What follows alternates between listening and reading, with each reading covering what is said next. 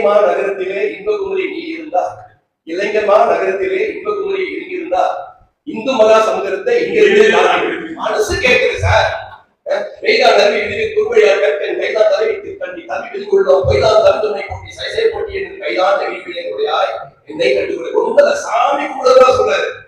ஆனா அதை புரிஞ்சுக்கிறதுக்கு டைம் ரொம்ப தேவைப்படும். நான் கூட போய் பேசுறதா முடிவெடுத்திருந்தா உங்க பக்கம் பேசியிருக்கேன். கொஞ்சம் உள்ள பேசுறாங்க கொஞ்சம் சார். நீங்க நிலவு முழும் தாமரை இதழ் சங்கு கழித்து சாட்சி போட்டா துப்புது அப்படின்னு வருது. சார் 15 கிலோமீட்டருக்கு குழி இருக்குங்கிறான். தமிழர் தானே சார், இலக்கியத்தை தானே சார் அதுல கொடுத்து வச்சிருப்பாங்க. அதுதான் ஒத்துக்க மாட்டேங்குது மேடம். நம்ம ஊருக்கார நம்ம பையன் சொன்னா வெள்ளக்காரன் சொன்னா இவனே அன்னைக்கு உப்பு போட்டா உப்பும் கறியும் வச்சா பதில் நம்ம துப்பிடலாம். இன்னைக்கு ஏன் பேசல உப்பும் கறி இருக்கு நடக்குது.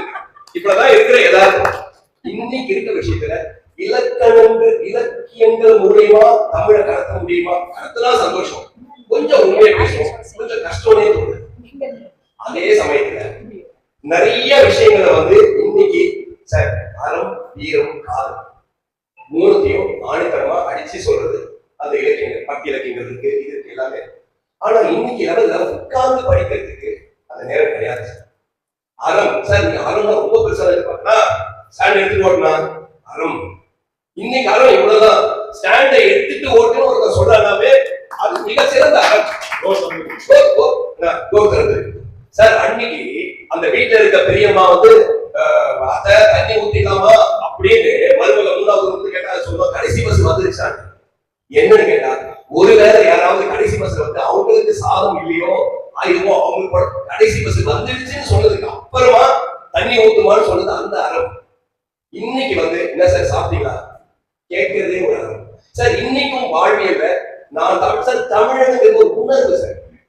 My mother tongue is Telugu.